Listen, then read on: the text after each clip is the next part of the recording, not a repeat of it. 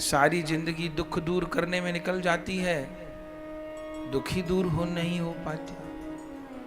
सारी जिंदगी मन को शांत करने में, अशांति दूर हो जाए, दुख दूर हो जाए, इसी में निकल जाती है।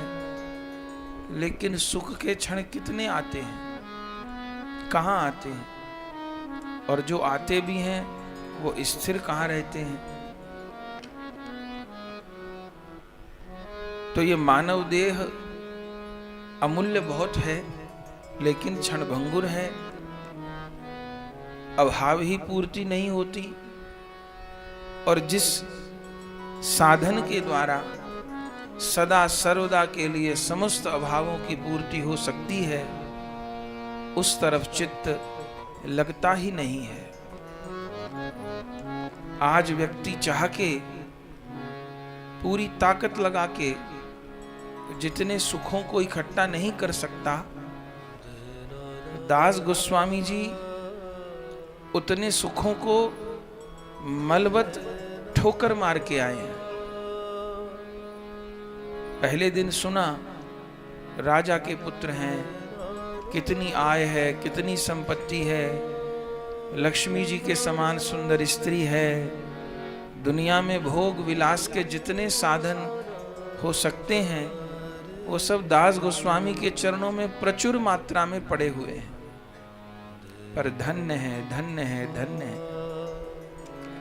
उनको ऐसा गौर प्रेम रस का भक्त कृपा से चस्का लग गया कि उनके लिए जगत के सारे वैभव, जगत की सारी उपलब्धियां मृतिकावत हो गई, मिट्टी के जैसी हो गई।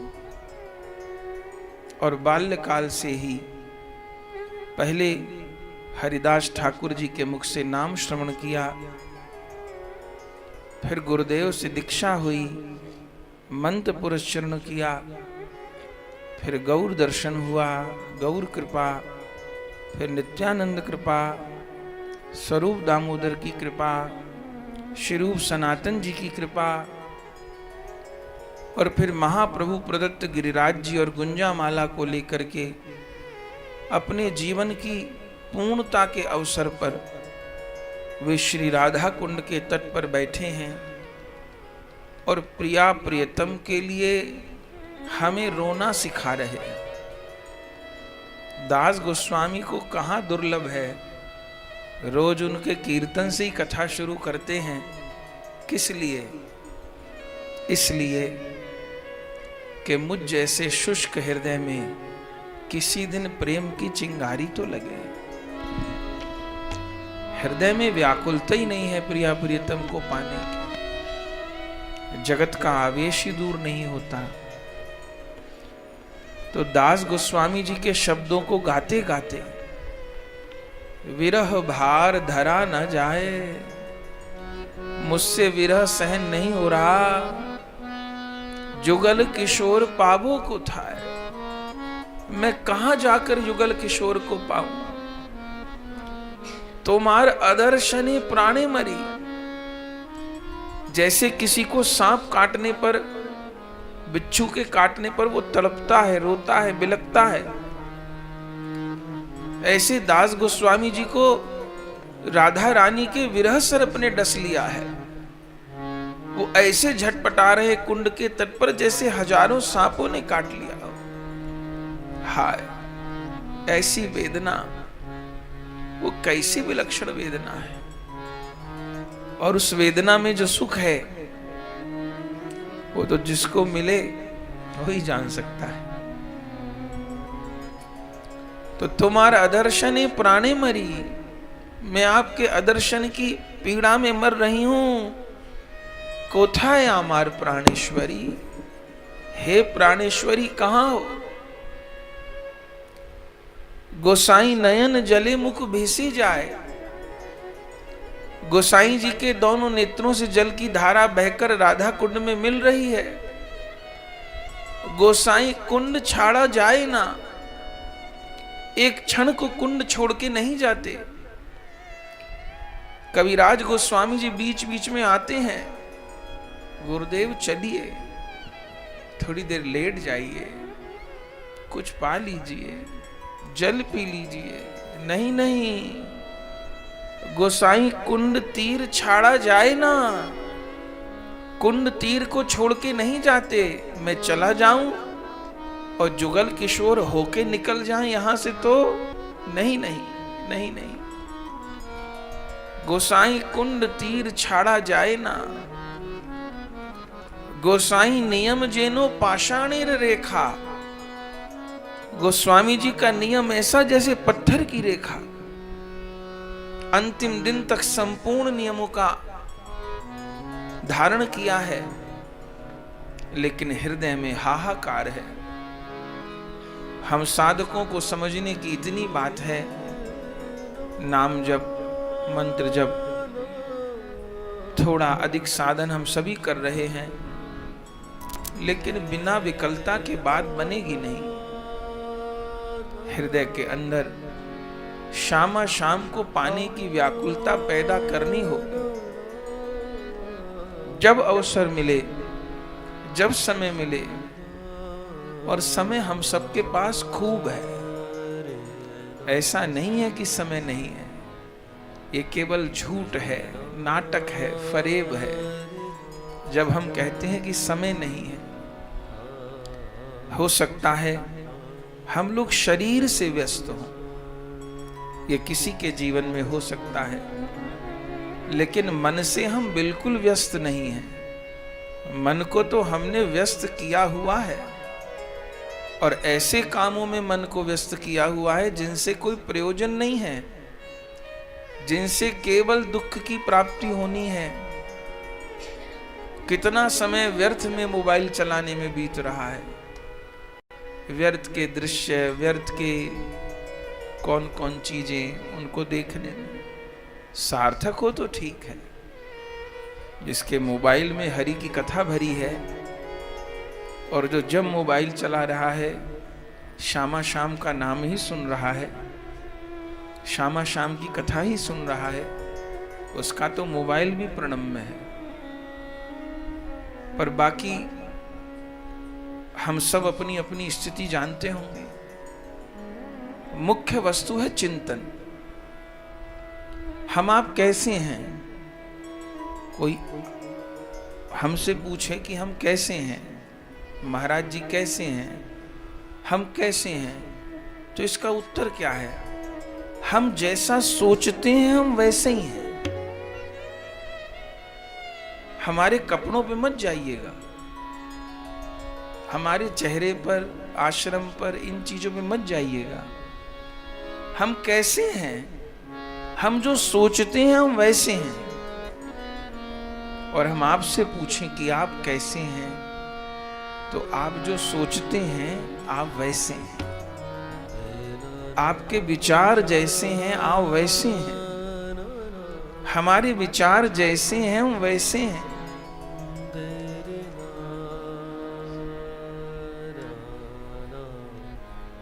कैसे कैसे, ऐसे ऐसे हो गए, और ऐसे ऐसे कैसे कैसे हो गए।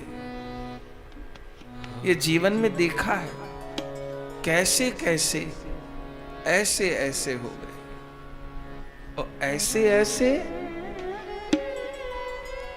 कैसे कैसे हो गए। चिंतन, हम यदि अपना चिंतन नहीं संभाल पाए, ये जिस लीला को गाने बैठे हैं, श्लोक तो अभी शुरू करेंगे, बहुत मधुर है। आज रासलीला का वर्णन है 12 और 13 संख्या श्लोक में, बहुत सरस वर्णन है। उसमें घुसे तो फिर निकलेंगे नहीं बाहर, पर तैयारी करके तो जाए। कोई गंगा जी में पूरे शरीर पर पिन्नी बांध के स्नान करने जाएगा क्या? पूरे शरीर पर पिन्नी, पॉलिथीन लपेट के गंगा जी में स्नान करने जाएंगे क्या? गंगा जल स्पर्श ही नहीं हुआ। एक गुरु जी गंगा जी की महिमा सुनाते थे। आज तो गंगा जी का आविर्भाव है, वैशाख शुक्ल सप्तमी है, गंगा सप्तमी है आज। तो गंगा जी की महिमा महाराज सुनाते थे। गंगा जी पाप काटती हैं, गंगा जी का दर्शन पाप काटता है, गंगा कलिकल्मष नाशनी है, पतित पावनी है, ऐसा। एक भक्त उनके पास गया, बोले महाराज मेरा जन्म बीत गया गंगा नहाते नहाते, कोई पाप बाप नहीं कटे, सब झूठ, पंडितों की बनाई बातें, सब झूठ, कोई पाप नहीं कटते, ना मेरे मन पर कोई असर, ना मेरे कर्मों पर कोई असर, कुछ असर नहीं है। गंगा नहाते नहाते बस घर का पानी, गंगा का पानी, कोई अंतर नहीं। आप रात दिन पोथी में से सुनाते हो गंगा पाप काटती है, गंगा पावन करती है, गंगा ऐसा करती है। बताइए क्या पोथी में लिखा झूठ है? गुरुदेव बोले पोथी में लिखा तो झूठ नहीं है, तो मेरे जीवन में ये बातें झूठी फिर क्यों हो गई? बार बार पूछता था। एक दिन गुरुजी बोले ठीक है तुमको उत्तर देंगे, कल मेरे पास आना। ठीक है, पर एक चीज लेके आनी होगी। क्या? एक कांच की बोतल में मूत्र भर के लाना।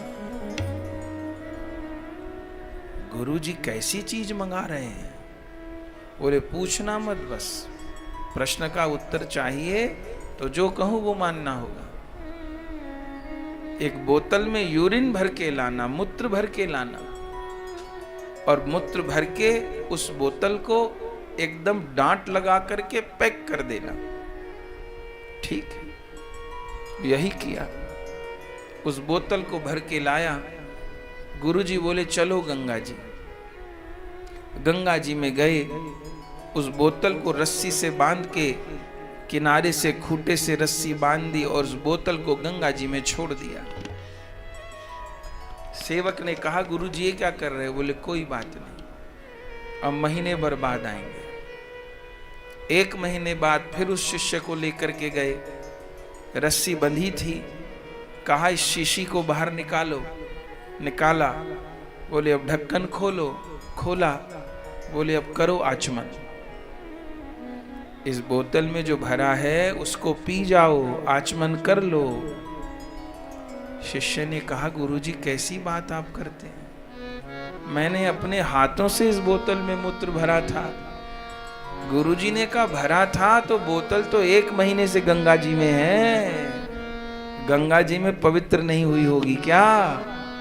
1 महीने से गंगा जी में पड़ी है, अब तो पावन हो गई होगी।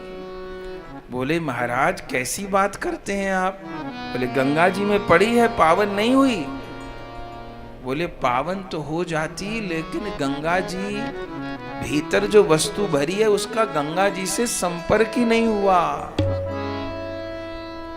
अरे गंगा जी में दुष्ट लोग इतने नाले छोड़े हुए हैं, उसके बाद भी गंगा पावन बनी हुई है। हम लोग स्नान, आचमन, तर्पण, अस्थि प्रवाह करते हैं। हिंदू को जीते भी गंगा चाहिए, मरते भी गंगा चाहिए, तो क्यों नहीं पान कर रहे हो? तब कान पकड़कर कहा गुरुजी मैं समझ गया, मुझे मेरे प्रश्न का उत्तर मिल गया। मैं गंगा में स्नान ऐसे ही कर रहा हूं जैसे ये मूत्र से भरी हुई बोतल कर रही थी। अगर 5 मिनट के लिए भी बोतल का बहती गंगा में ढक्कन खोल दिया होता तो बोतल में भरी गंदगी को गंगा बहा चुकी होती, बोतल साफ हो चुकी होती और उसका जल पीने योग्य हो जाता। ज्यादा देर नहीं, 5 मिनट को भी ढक्कन खोला होता, पर नहीं हुआ। भीतर वाली गंदगी का संपर्क नाम भगवान से हुआ ही नहीं।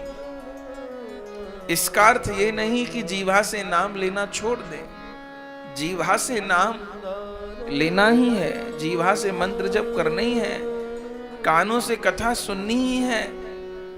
पर भैया ये आंख, ये नाक, ये कान, ये शरीर क्षण भंगुर है।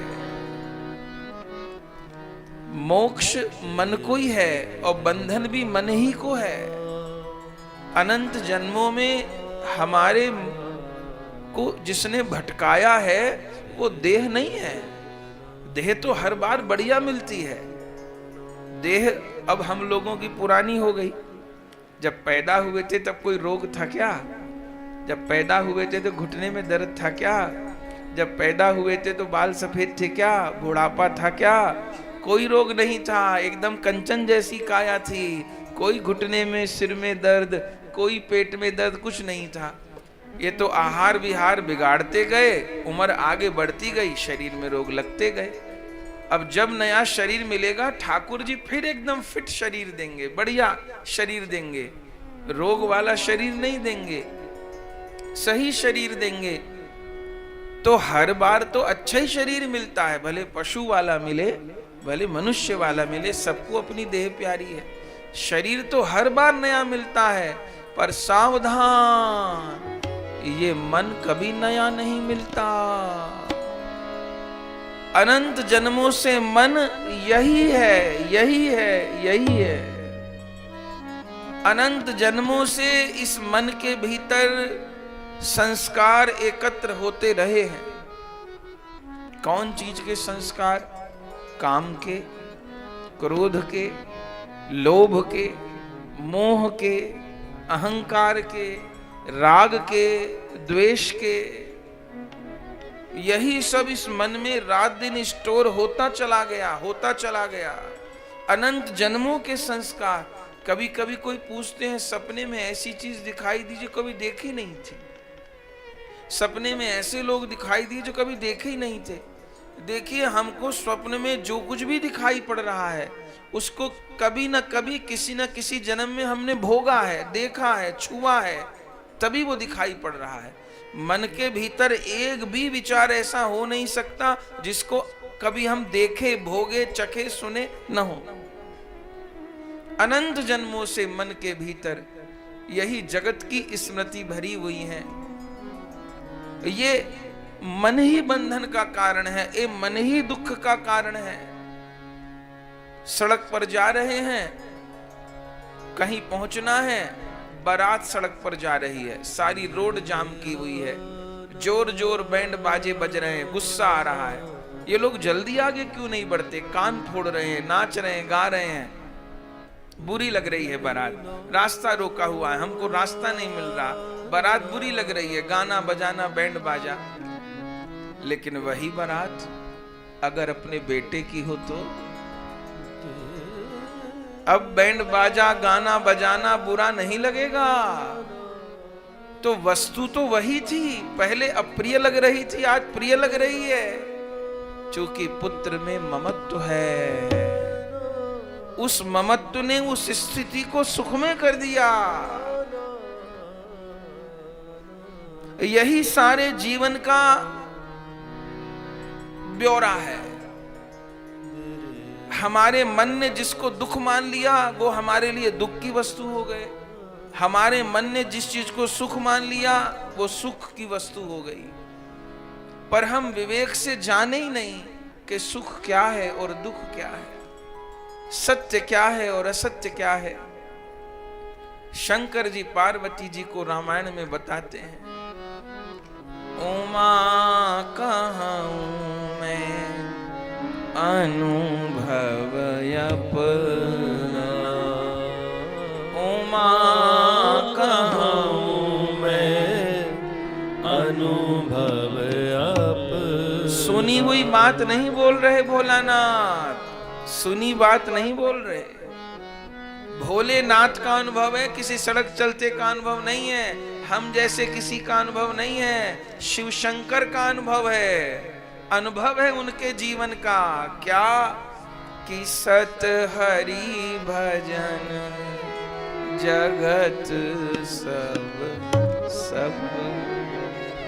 सत हरि भजन जगत सब सपना। देवी, मेरे जीवन का अनुभव है कि सत्य हरि का भजन ही है, और जगत की जितनी बातें हैं वह स्वप्नवत है। स्वप्नवत माने स्थिर नहीं है। पार्वती जी भोले बाबा से कहती हैं, तो आप हरि का भजन कैसे करते हैं? आप प्रतिदिन कुछ पाठ करते हैं, और करते भी इतनी गोपनीय रूप से हैं कि मैं जान भी नहीं पाती आप क्या पाठ करते हैं, बताइए ना। बहुत पूछा है पार्वती जी ने तंत्र में। तब भोले बाबा ने कहा, देवी अगर मुझे तुम पूरा भरोसा दोगी, तुम अनधिकारी के सामने इसकी चर्चा नहीं करोगी, तब मैं तुमको बता दूं कि मैं कौन स्तोत्र पाठ करता हूं, मैं कौन का ध्यान करता हूं। तो बताइए आप कौन का ध्यान करते हैं, कौन का स्तोत्र पाठ करते हैं। तो भोलानाथ कहते हैं राधिका उपनिषद में कि मैं निरंतर श्री राधिका का ध्यान करता हूं।